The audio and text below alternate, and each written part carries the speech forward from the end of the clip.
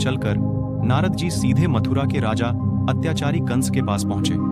कंस ने नारद जी का समुचित आदर सत्कार किया और उनके दर्शनों के लिए आभार प्रकट किया।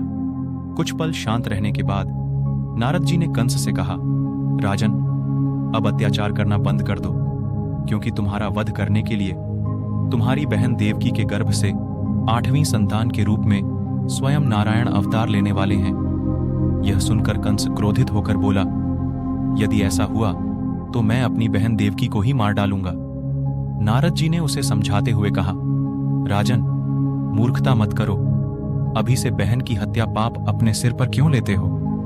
व्यर्थ में लोक निंदा के पात्र बनने से क्या लाभ?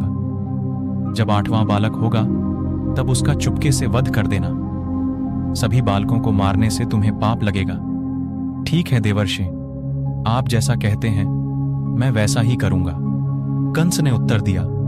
लेकिन उसी समय कंस के मन में नारद जी ने शंका और डाल दी। उन्होंने एक कमल का फूल मांगकर उसे दिखते हुए कहा, राजन, इस कमल के फूल को देखिए, इसकी पंखुड़ियों को कहीं से भी गिना जा सकता है। फिर यह कैसे पता चलेगा कि देवकी का कौन सा पुत्र 8वां होगा? यह सुनकर कंस सोच में पड़ी डीडीएच गया। यह तो आप ठीक कहते हैं नारद जी, फिर तो मुझे देवकी के सारे बच्चों को मरवाना होगा। नारद जी ने उसे चेतावनी देते हुए कहा, मरवाना नहीं, मारना होगा। दूसरे पर भरोसा करना ठीक नहीं है राजन। जो काम करो अपने हाथों से करना। क्या पता कहीं चूक हो जाए तो फिर तुम्हें पछताना पड़ेगा। एक बार यदि देवकी की 8वीं संतान का जन्म हो गया तो फिर तुम्हें कोई नहीं बचा सकेगा। कंस बोला, आप ठीक कहते हैं देवर्षि, आप मेरे हितैषी हैं। मेरे ही क्या, समस्त असुरों के आप हितैषी हैं, तभी तो हम सभी आपको इतना मान करते हैं। नारायण नारायण, ठीक कहते हो राजन। नारद तो सबका भला चाहता है। लोक कल्याण ही मेरा लक्ष्य है और समय रहते सबको सचेत रहना मेरा धर्म है। कहते हुए नारद जी वहां से विदा हो गए। नारद जी के उकसाने पर कंस ने देवकी के 6 बालकों की निर्मम हत्या कर डाली। उसके पापों का गड्ढा भरता चला गया। भगवान विष्णु के आदेश से योगमाया ने देवकी के 7वें गर्भ को रोहिणी की कोख में स्थापित कर दिया और देवकी के गर्भपात की सूचना कंस को दे दी गई। रोहिणी के गर्भ से बालक बलराम का जन्म हुआ। देवकी के 8वें गर्भ में स्वयं नारायण अवतरित हुए। तब योगमाया ने गोकुल गांव की गोपी यशोदा की नवजात पुत्री से देवकी के पुत्र को बदल दिया। वासुदेव ने यह कार्य स्वयं किया।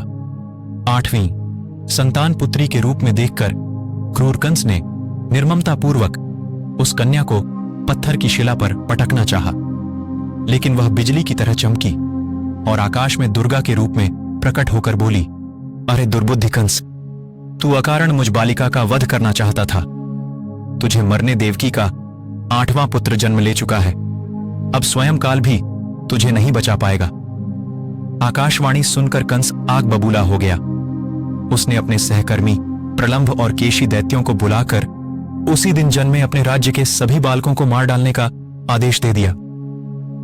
परंतु वह यशोदा की गोद में खेल रहे बालकृष्ण तक नहीं पहुंच पाया। कंस द्वारा किए गए तरह तरह के उपाय भी कृष्ण को स्वयं नारायण के अवतार थे, कोई क्षति नहीं पहुंचा सके। धीरे धीरे श्री कृष्ण और अवतार थे, कोई क्षति नहीं पहुंचा सके।